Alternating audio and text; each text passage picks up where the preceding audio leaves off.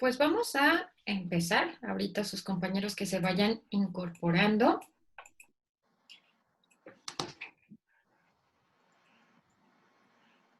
La clase de hoy va a ser sobre pruebas no paramétricas. ¿Qué tienen de diferente las pruebas no paramétricas respecto a lo que ya habíamos revisado de las pruebas paramétricas? ¿En qué condiciones se utilizan o qué peculiaridad tiene? Pues como dice el título, es diferencia de medianas, no de media, y tienen una distribución libre, no a diferencia de la TD Student, que cumplen criterios de normalidad. En este caso, pues son pruebas para aquellos proyectos donde no se cumplen los criterios de normalidad Así es. y se utilizan estas ¿Ok? pruebas. Entonces, se utiliza cuando las variables son cuantitativas y de libre distribución, pero también cuando no se cumple el supuesto de la varianza homogénea. También cuando no se hace un cálculo de tamaño de muestra, cuando el muestreo es por conveniencia o cuando las muestras son de un tamaño muy pequeño. En esos casos se sugiere utilizar pruebas no paramétricas. En general, la gente prefiere utilizar las pruebas paramétricas, aunque estén mal utilizadas. Hemos visto artículos en los cuales la distribución es claramente libre y utilizan pruebas paramétricas porque se cree que las pruebas paramétricas podrían tener un mayor poder estadístico, pero en general el poder estadístico, si fuera 100% el poder estadístico de una prueba paramétrica, las no paramétricas tienen un 95% de poder comparado con las paramétricas. Pero, ¿qué podríamos hacer para aumentar un poco el poder estadístico de estas pruebas? Imaginen, no tenemos un cálculo de tamaño de muestra específico para las variables de libre distribución. Entonces, si queremos determinar si hay diferencia en el puntaje de depresión antes y después de la cirugía, entonces utilizaríamos qué tipo de fórmula para calcular el tamaño de muestra. Eh, ¿Por proporciones podría ser? Si es puntaje, bueno, podría haber dos opciones. Una, si es diferencia en el puntaje, podría ser diferencia de medias. O si fuera la proporción de pacientes que mejoran o qué tanto disminuye la severidad de la depresión, entonces podría ser diferencia de proporciones. Entonces, en este caso podría ser una diferencia de medias. ¿Se acuerdan que uno de los parámetros que se toma en cuenta es la media, pero otro, la diferencia o la magnitud del efecto, pero también se toma en cuenta la desviación estándar? Entonces, ahora imaginen que el puntaje es 30, con una desviación estándar más o menos 20. Esto implicaría que la variable sea de libre distribución. Entonces, a mayor desviación estándar, más tamaño de muestra. Entonces, si ustedes aumentan el tamaño de muestra un poco, 15% en general es lo recomendado si ustedes creen que la variable va a tener libre distribución. Con esto aumentan el poder estadístico. Entonces, bueno, con esto ustedes limitarían el impacto del menor poder estadístico de las pruebas no paramétricas. Entonces, si ustedes consideran una mayor desviación estándar o aumentan 15% el tamaño de muestra, podrían aumentar ese poder estadístico y evitar tener un resultado falso negativo. Entonces, bueno, esta es la generalidad sobre el uso de las pruebas no paramétricas. Ahora, tenemos distintas pruebas. Si lo que queremos comparar son dos grupos independientes, utilizamos la prueba Human-Whitney. ¿Cuál es la homóloga paramétrica de la U? TD Student. TD Student, ¿ok? Ahora, si queremos comparar dos grupos relacionados, en un antes y después, utilizamos la prueba de Wilcoxon. ¿Cuál es el homólogo paramétrico?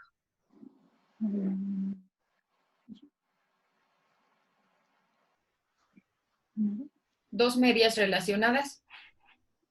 TD Student también. T, pero ahora es T para Pareada. muestras relacionadas o T pareada. Ujú. Si quiero utilizar 3 o más grupos, la comparación de 3 o más grupos, utilizo la prueba de Kruskal-Wallis. En su homólogo paramétrico, ¿cuál sería? ANOVA. ANOVA. ANOVA. Y 3 grupos relacionados, ocupo la prueba de Friedman o ANOVA para muestras relacionadas. Ujú. Entonces, en general, se utilizan para variables cuantitativas de libre distribución y nos permite comparar la mediana. También se les conoce como pruebas de rango. También es posible que ustedes lo utilicen si tienen una variable de tipo ordinal. Ujú. Para entender el supuesto de estas pruebas, vamos a ver este ejemplo. Tenemos neonatos de leucin y queremos determinar si existe diferencia entre los días de nutrición parenteral en los pacientes que desarrollaron colestasis versus aquellos que no desarrollaron colestasis.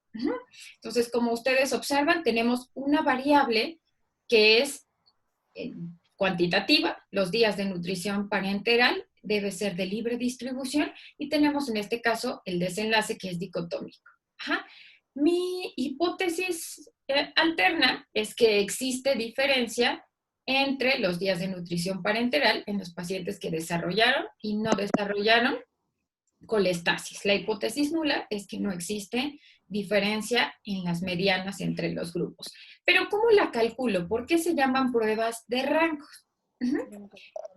¿Cómo calculo la mediana? Si quisiera determinar cuál es la mediana de edad de ustedes, ¿cómo la calcularían? ¿Por dónde empezamos? Ordenando. ¿Ok?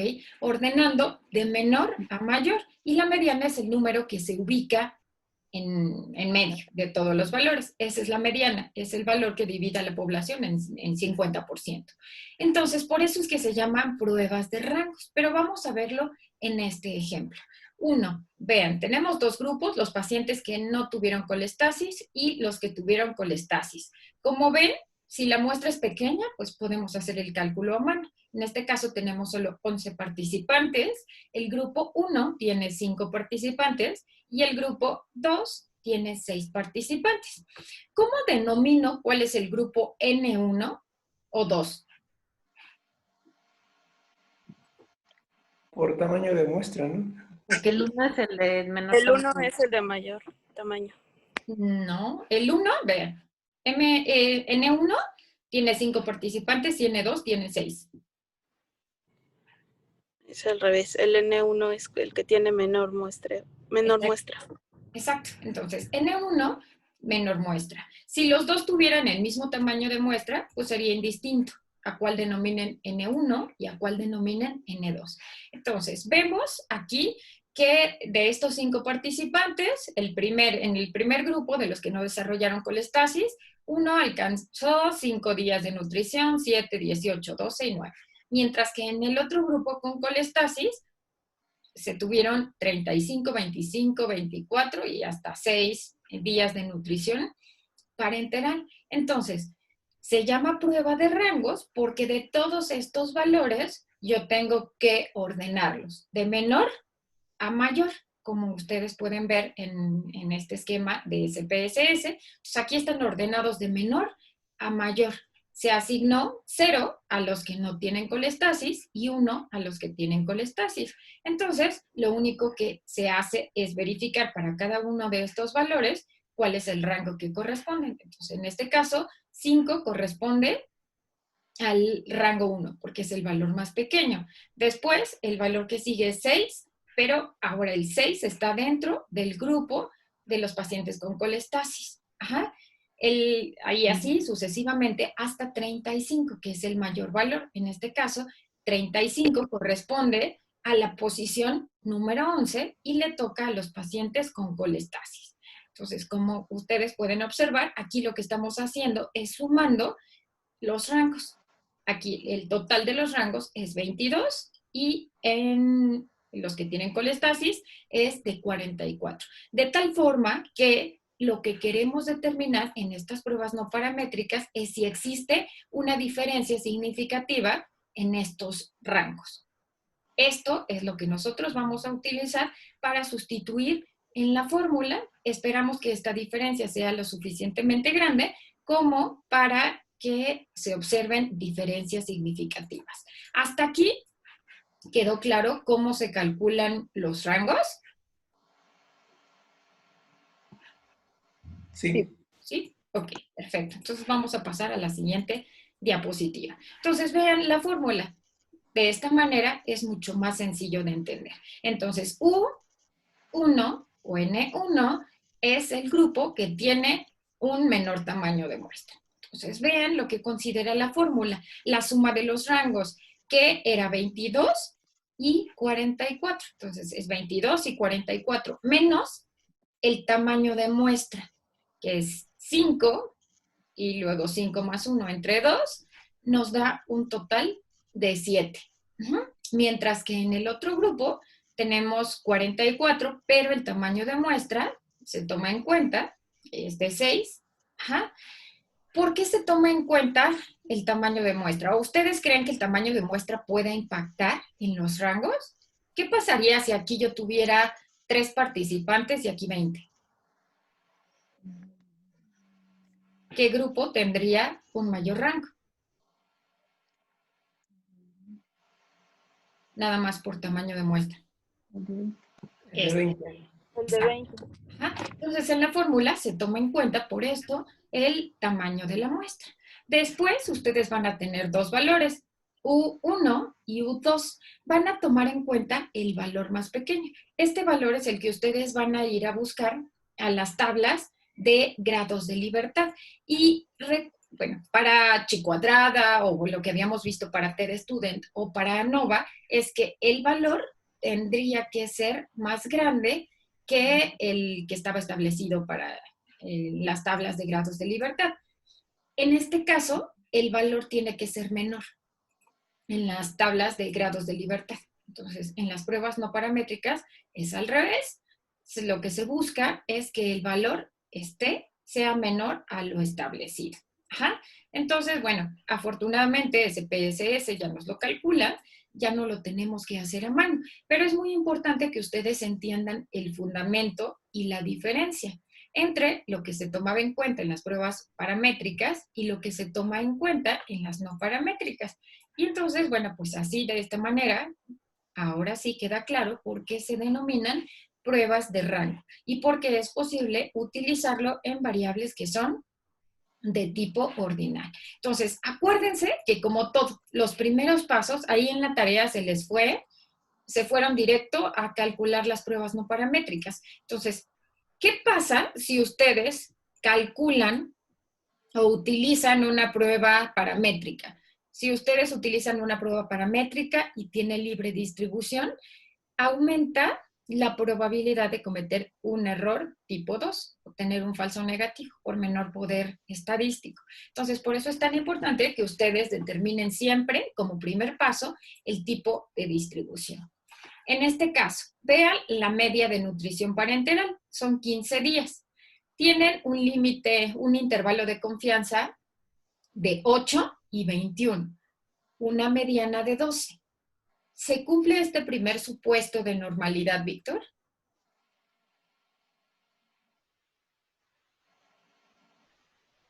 Media, moda y mediana caen en el mismo lugar.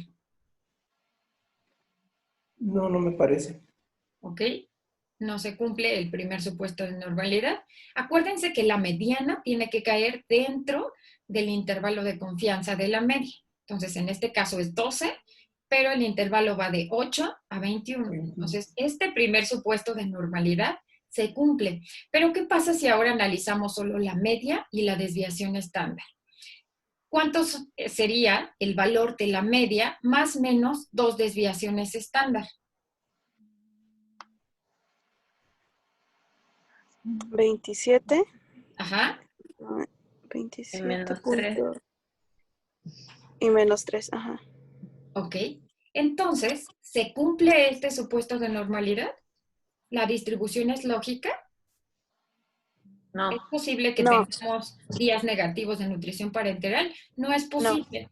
Entonces, decimos que esta variable tiene libre distribución. Aquí termina nuestro análisis, ya no es necesario que hagamos una prueba de hipótesis de normalidad, porque si ustedes mostraran una media y desviación estándar, pues todos les cuestionarían que no hay plausibilidad biológica, que así los valores no se pueden encontrar en la naturaleza. Entonces, hasta aquí termina nuestro análisis de distribución normal y asumimos que tiene libre distribución. Ajá.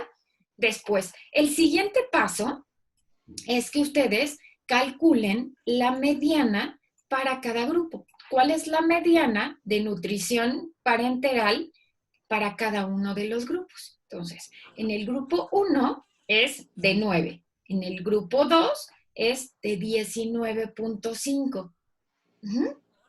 9 y 19.5.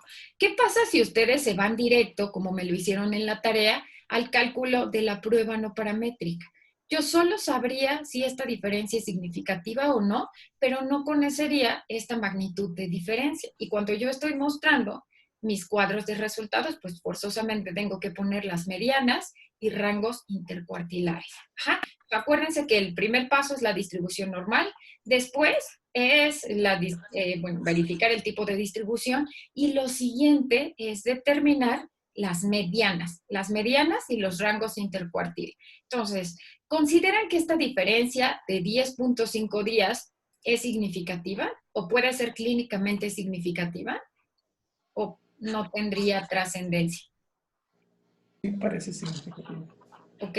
Pareciera que clínicamente podría ser significativa, pero recuerden que el tamaño de muestra es solo de 11 participantes. Entonces, quizá eso puede estar impactando. Pero ustedes ya entonces saben que el grupo que tiene nutrición parenteral tiene más días, el grupo que desarrolló colestasis tiene más días de nutrición parenteral.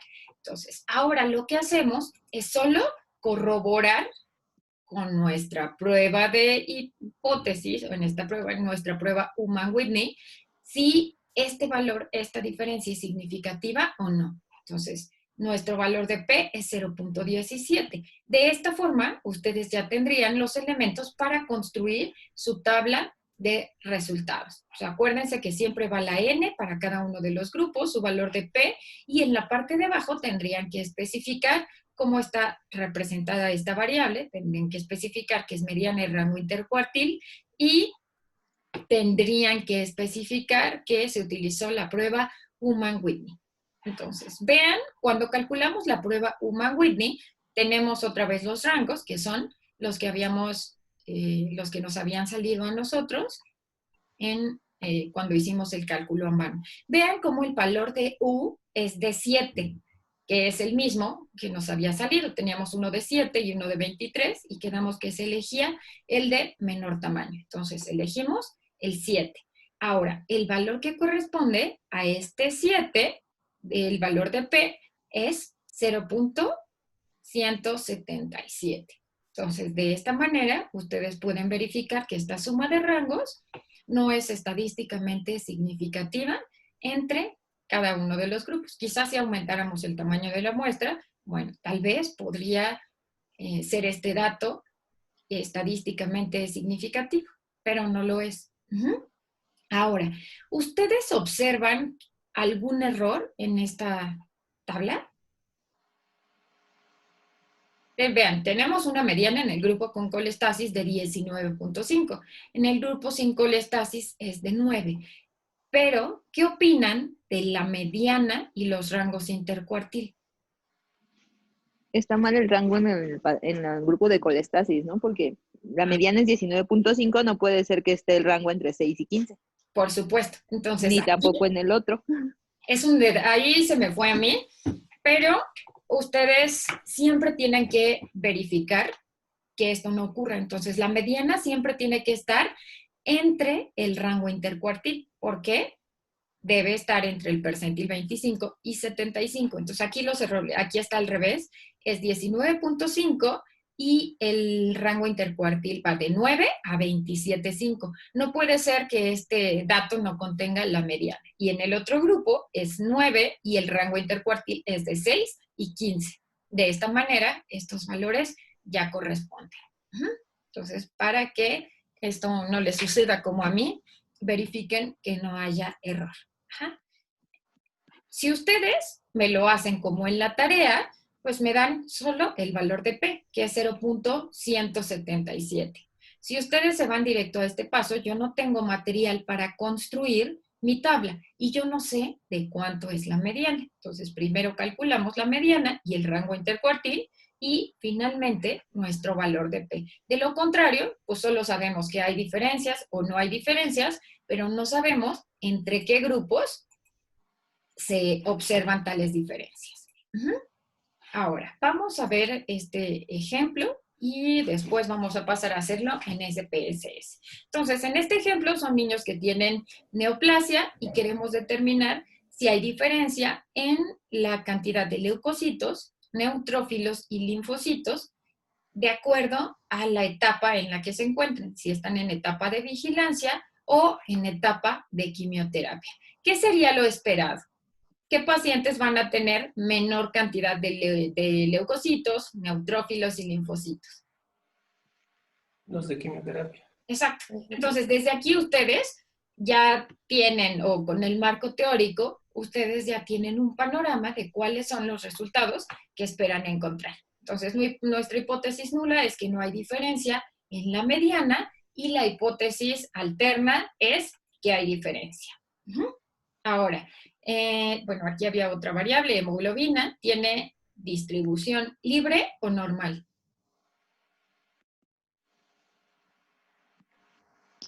Normal. Normal. Tiene distribución normal, entonces esta no la podríamos meter al análisis de pruebas no paramétricas. El resto, leucocitos, neutrófilos y linfocitos, tiene libre distribución. Okay. Ahora, vean mis resultados. Voy a hacer lo mismo que ustedes hicieron en la tarea. Calculo pruebas no paramétricas para muestras independientes. Meto en campos de prueba leucocitos, neutrófilos y linfocitos, y en grupo, etapa de tratamiento. Ajá. ¿Quién me podría ayudar a explicar estos resultados? Tere.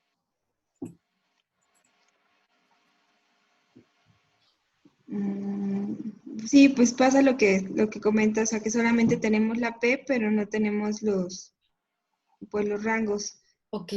Solo sabemos que hay diferencia en la cantidad de leucocitos y linfocitos entre los grupos, pero no sabemos cuál es la magnitud de esa diferencia. Exacto, y no sabemos si clínicamente esa diferencia es o no relevante. Ajá. Entonces, este es el paso que ustedes no se deben saltar para que entonces podamos entender. Entonces, por ejemplo, para linfocitos, tenemos una mediana de 0.9 versus 1.6. Ajá. Y vean cómo, ahora sí, mi valor de P es 0.45, entonces estas diferencias son estadísticamente significativas. Y ahora sí tenemos estos elementos para determinar la diferencia entre entre leucocitos y neutrófilos entre cada uno de los grupos y ahora sí tener el valor de P. Algo importante, las pruebas no paramétricas, tanto Kruskal-Wallis como U, o si utilizaran Friedman o Wilcoxon, se grafican con diagramas de cajas. ¿Por qué no podríamos utilizar barras de error? ¿Qué es lo que nos grafican las barras de error? Las medias. Nos grafica la media y nos puede mostrar o el intervalo de confianza al 95%, o la desviación estándar, o el error estandarizado. Entonces, hasta aquí, hasta lo que hemos visto en esta parte de la clase, estas pruebas no paramétricas lo que consideran son los rangos y las medianas. Entonces, es por eso que las barras de error no sería un gráfico pertinente. Entonces, ahorita vamos a ir viendo dos maneras de hacerlo. La primera es que se van a gráficos, a cuadros de diálogo antiguos y diagrama de cajas. Esta es una opción. Después, bueno, ahí seleccionan su variable cuantitativa y en eje de categorías, en este caso es quimioterapia o vigilancia. Y ahora sí, ustedes pueden mostrar este resultado. Si ustedes lo pueden editar, si lo editan, pueden poner el valor de P la prueba estadística que utilizaron y podrían colocar el valor de la mediana para cada grupo y de su rango intercuartil. De esta forma ustedes podrían resaltar algún resultado en específico, si esto a lo mejor se tratara de su maniobra contra el desenlace, o bien al elaborar la comparación entre características basales y la maniobra, podrían resaltar a lo mejor ahí alguna diferencia. Ajá. Para que no solo lo muestren en sus cuadros de resultados. Entonces, ¿hasta aquí tienen alguna duda? ¿No?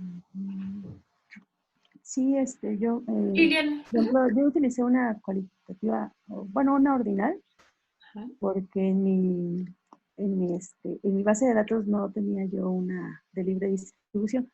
Y me quedaron muchas dudas en cuanto a cómo graficarlo. No sé si... Por supuesto. Ahorita les voy a poner un ejemplo. Entonces, aquí tienen varias opciones. Entonces, ya vimos hasta aquí lo que ustedes mostrarían en sus resultados es la mediana, aquí está, como en el cuadro, ajá, la mediana y rango intercuartil. Pero cuando tienen dos variables que son ordinales, ¿cómo lo muestran? Si tuviéramos, por ejemplo, la calificación de Apgar o una escala del dolor de Eva, pues podrían poner fácilmente la mediana y el rango intercuartil.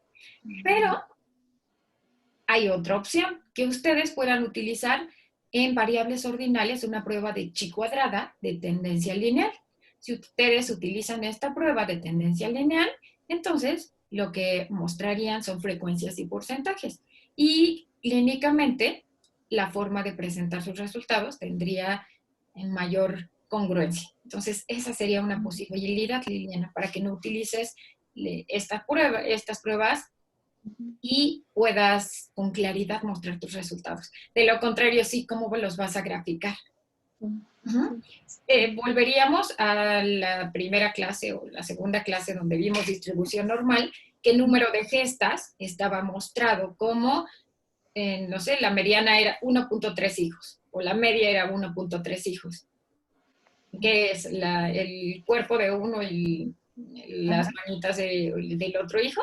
Entonces, acuérdense que siempre tienen que mostrar los resultados de forma lógica y de forma clínica. Entonces, esta podría ser una manera que lo muestren con frecuencias y porcentajes y que utilicen la prueba chi cuadrada de tendencia lineal.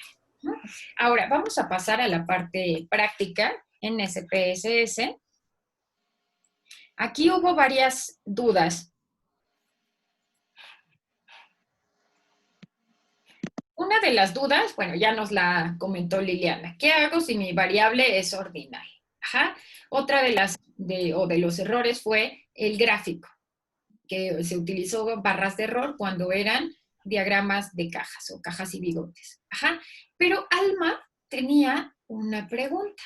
Ajá. Bueno, esto aplica tanto para el estudio de Alma, yo creo que podría aplicar para el estudio de Gaby, Elizabeth y Raúl. Ellos tienen un estudio que se va a medir en un tiempo, antes y después. Entonces, imaginemos que queremos evaluar el antes y después de Elizabeth. Elizabeth, ¿tú tienes como variable principal depresión? Sí. Okay. Podría ser, en este caso, que yo quiera evaluar el puntaje de depresión antes y después de la cirugía.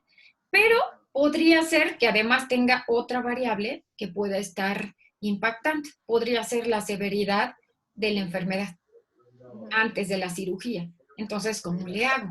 O Alma, ¿nos podrías comentar tu ejemplo? Sí, en mi estudio es un antes y después de agudeza visual, pero lo que quiero comparar es el gas con silicón, o sea, el resultado, y por eso son otras dos variables. O sea, una es agudeza visual antes y después del grupo de gas y antes y después del grupo de silicón. ¿Ok? ¿Cómo le hacemos? ¿Qué harían ustedes? No tenemos una variable así. pero les voy a poner otro ejemplo.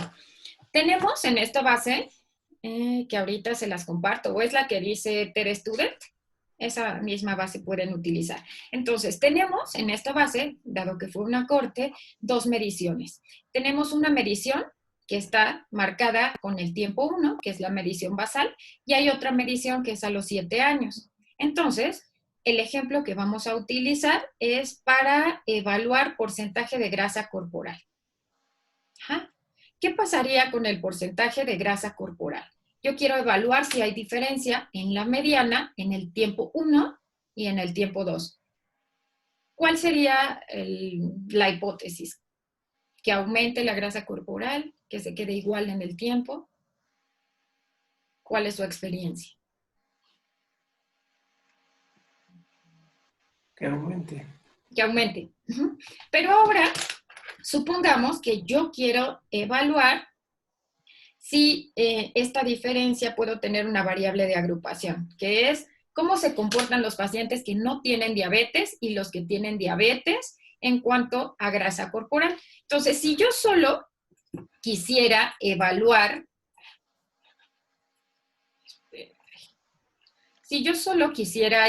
si hay diferencias en el tiempo entre la grasa 1 y la grasa 2, con 7 años de diferencia, pues lo primero que calculo, acuérdense, primero explorar,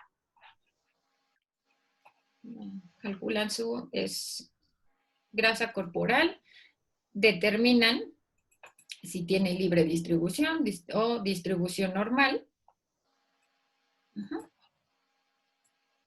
Vamos a ver los percentiles y gráficos de normalidad comparados. Entonces, este es el primer paso.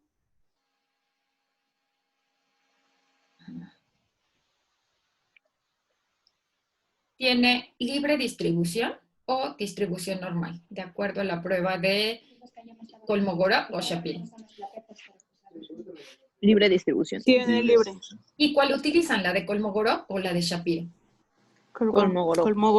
Kolmogorov. Entonces, tenemos en esta base 1,226 participantes, utilizamos Kolmogorov. Listo. Entonces, el siguiente paso es evaluar, yo creo que ya lo tenemos aquí. Aquí están los percentiles. El percentil de la mediana de grasa corporal en el estado basal es 31.7. A 7 años de seguimiento es 36.4. Entonces, con el tiempo, este porcentaje de grasa corporal se incrementa. Ahora, vamos a evaluar el valor de P. Es una muestra relacionada. Entonces, aquí van a subir su medición antes y después. Entonces, es porcentaje de grasa 1. Para ustedes sería depresión, puntaje de depresión 1 y puntaje de depresión 2 o puntaje de calidad de vida 1 y 2. En el caso de Alma sería la presencia de, podría ser agudeza visual 1 y 2 o quizá, no sé, presión intraocular. Entonces pon esto. Y ahora vamos a ver si estas diferencias son significativas o no. ¿Son significativas? Sí. Sí. Entonces, este cambio entre 31.7 a 36.4 es estadísticamente significativo. ¿Qué prueba se utilizó? La prueba de Wilcoxon. Si yo tuviera 3 categorías, entonces utilizaría la prueba de Friedman. Entonces, vamos a graficarlo. Aquí hay 2 opciones. Una opción es que, bueno, aquí las tienen por separado. Está porcentaje de grasa 2 y por acá deben tener porcentaje de grasa 1. Esta es una opción. O la otra opción es que se vayan a gráfico y a cuadro de diálogos antiguos. Otra opción para... listo. Ahora, ¿cómo le hacemos para determinar si en los pacientes con diabetes el comportamiento del porcentaje de grasa corporal fue igual o no a través del tiempo. Ajá. Se van a datos y le ponen segmentar archivo. Ajá. Entonces, aquí pueden tener la comparación de acuerdo al tipo de cirugía, al grado de severidad de la enfermedad previo a la realización de la cirugía. Entonces, en este caso, nosotros queremos ver cómo se comportan los pacientes que tenían diabetes. Ujú. ¿Qué esperarían ustedes? ¿Que se comporten igual o diferente? Diferente. Diferente, ok. Entonces, una vez que ya segmentaron, se van otra vez a analizar, corren su estadística descriptiva para tener los percentiles, pero ahora se los va a dar por grupo. Les va a decir en los pacientes que tenían diabetes y en los que no tenían diabetes, de cuánto es el porcentaje de grasa corporal. Entonces, vean, los pacientes, se van a esta segunda parte, los pacientes sin diabetes tienen una mediana al inicio de 31.5. A los 7 años se incrementa a 36.4. Pero, ¿qué pasa en los pacientes que ya tenían diabetes? Al inicio del estudio tenían 36.4 y al final del estudio tenían 36.9. ¿Qué observan en este caso? ¿Se comportaron igual que la población general? No, parece que no. Ok. Los pacientes que no tenían diabetes aumentaron en el tiempo la grasa corporal, pero los que tenían diabetes, aquí a lo mejor puede ser efecto del tratamiento, de que ya se les había iniciado, o cambien el estilo de vida o medicamento. ¿Qué pasó aquí? A lo mejor se mantuvieron en su peso y estos pacientes seguían con con una grasa muy parecida, 36.4 y 36.9. Ambos por arriba de lo esperado, ¿no? En un rango seguramente de obesidad. Entonces, en este grupo subió muy poquito, en general mantuvieron el porcentaje de grasa corporal. Ahora, corren su prueba no paramétrica, otra vez, muestras relacionadas. Ajá, ya teníamos porcentaje de grasa 1 y 2, pero ahora nos va a dar un valor de P para cada uno de los grupos. Entonces, vean cómo en los pacientes que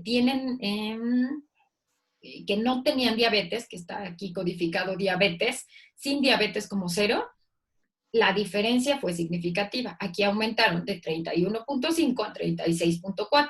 Esta diferencia es estadísticamente significativa. Pero en los pacientes que tenían diabetes, esa diferencia entre 36.5 a 36.9 no alcanza la significancia estadística.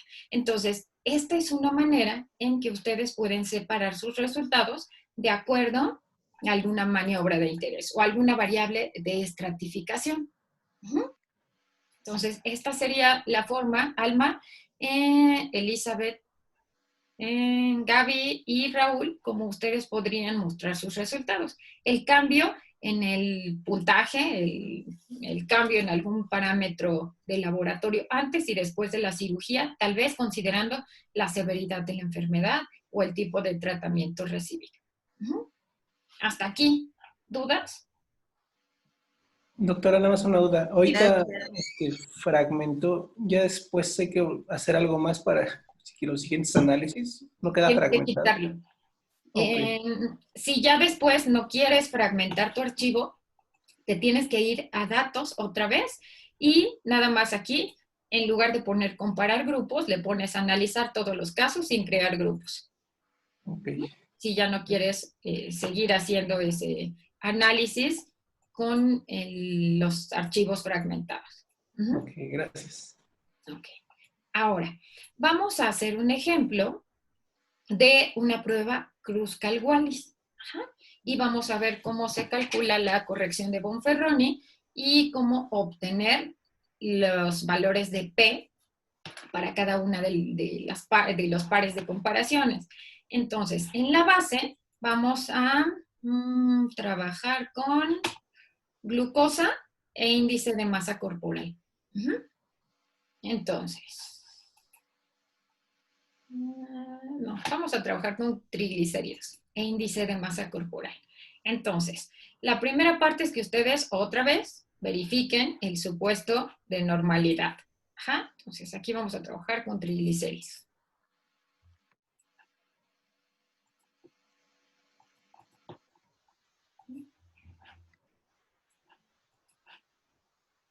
No, ya se trabó el programa.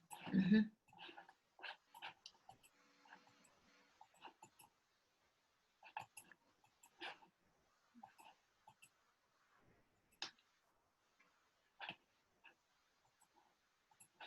A ver, déjenme ver si se destraba.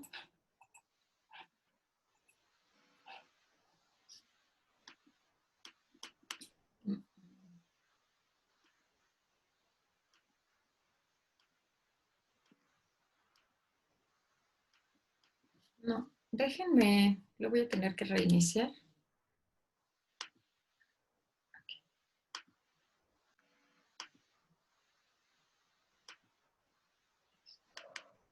Déjenme entonces reiniciarlo.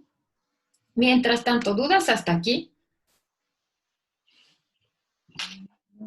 ¿Qué hacer? No. ¿No? ¿Segurísimos?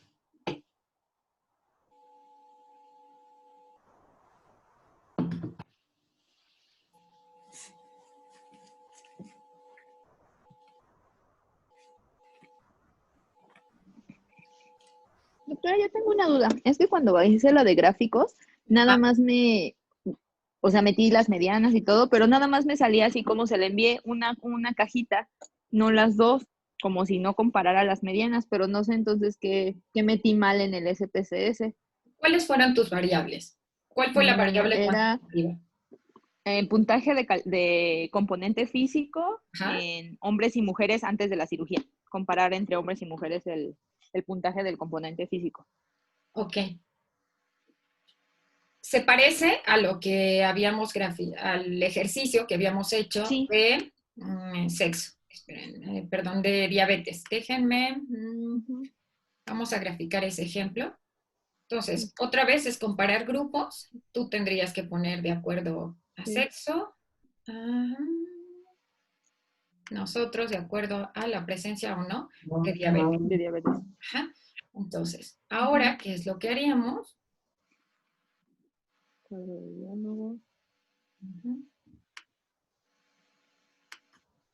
¿Simples o agrupadas? Bueno, ahorita hacemos el ejercicio.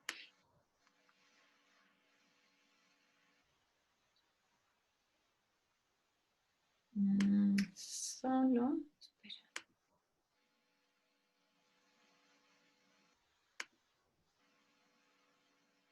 Entonces, aquí metemos porcentaje de grasa, 1 y 2.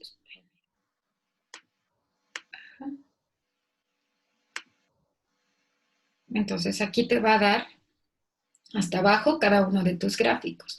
Tienen que analizar cómo se comportan los percentiles, porque a lo mejor si el tamaño de muestra es muy poquito o todos alcanzaron valores similares, no van a haber tanta dispersión de los datos y entonces podrían incluso mostrarles el rango intercuartil o percentil 25 o 75. Entonces, Gaby, de esta manera tienes tus dos gráficos, pero te los daría por separado, nada más habría que acomodarlos. Entonces, aquí te lo estaría dando. Gracias. Para cada uno de los grupos. Ajá, pero antes habría que verificar cómo se comportaron los percentiles, porque a veces el valor fue exactamente el mismo, ¿no? Todos tuvieron 7 o 7.5, entonces no nos da otra variabilidad. Listo. Entonces, bueno, aquí quitamos lo de segmentar archivo. Listo. Ahora, el siguiente ejemplo va a ser, tenemos todavía tiempo. Ajá. Vamos a contrastar triglicéridos. Entonces vamos a evaluar percentiles y si tiene o no distribución normal.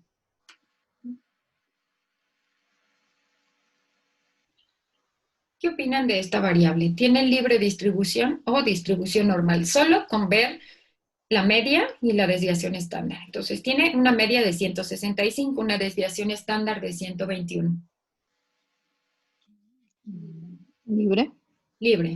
Ajá. Y bueno, si además ustedes observan la simetría, tiene 4.6 y vean, de kurtosis tiene 40. Entonces 40. Ajá. Entonces, bueno, pues lo corroboran con la hipótesis, con la prueba de normalidad de Kolmogorov y es estadísticamente significativa, por lo tanto tiene libre distribución. Siguiente paso. ¿Cuál es mi siguiente paso? ¿Qué hago después?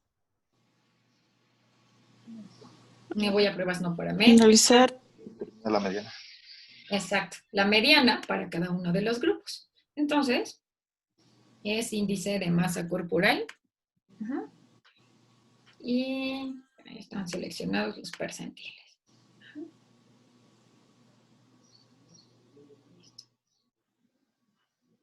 Vean ahora el valor de triglicéridos. La mediana en los pacientes con índice de masa corporal normal de 114 contra 144 en los que tienen sobrepeso y 164 en los que tienen obesidad.